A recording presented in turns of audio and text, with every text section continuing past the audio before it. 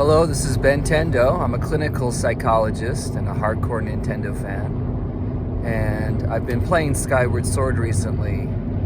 And this video is for anyone who has played Skyward Sword maybe a few years ago when it first came out and is either replaying it now or is considering doing so.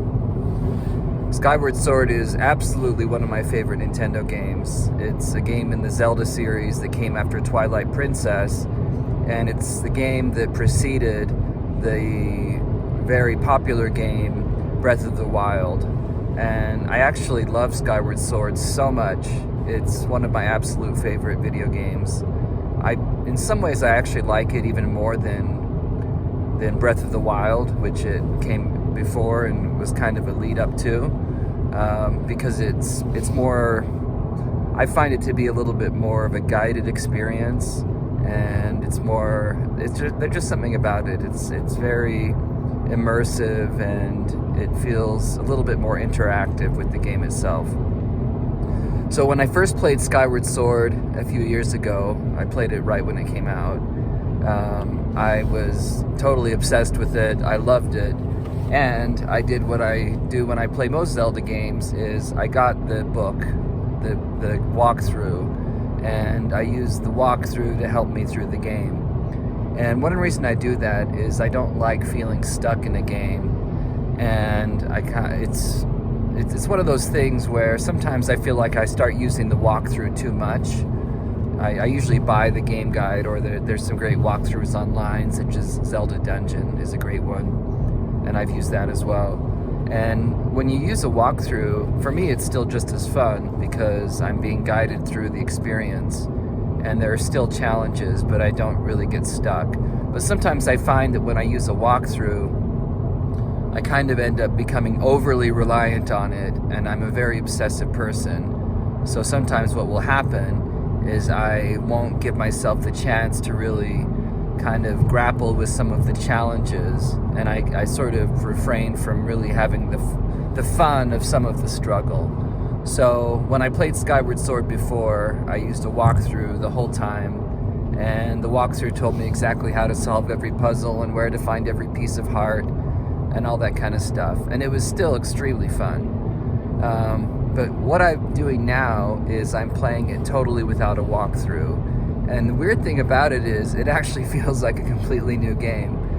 And it's been really fun to take on some of the challenges which before actually seemed beyond my ability, or they just seemed too difficult to solve. For example, that puzzle you have to solve to get over to the Isle of Songs. I remember I just thought, oh, there's no way I can solve this, it's too complicated. But this time around, I just did it on my own, and I got in, without too much struggle. So it's kind of interesting when you play a game with a walkthrough and then wait a few years and kind of forget about some of the things about the game and then play it again. And definitely there are a lot of things in the game that I still remember very vividly, but for example, just now this morning I beat the Ancient Cistern, and I remember that part of the game really vividly, but there are also certain parts that I just did not remember.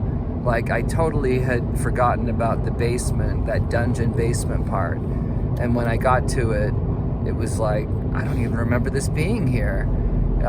Because when I was using the walkthrough, I was so focused on the walkthrough and just reading the instructions and then following the instructions, and I would always kind of look around. But when you have to struggle to find your way, you actually get a better sense of the dungeon. So it's been like playing a whole new game, and it's been extremely fun. And now when I beat a dungeon, I feel like I really have a sense of what that dungeon was and where things were. And obviously it's a lot easier because, it's somewhere in my memory how to beat all of it. But a lot of it I actually totally forgot.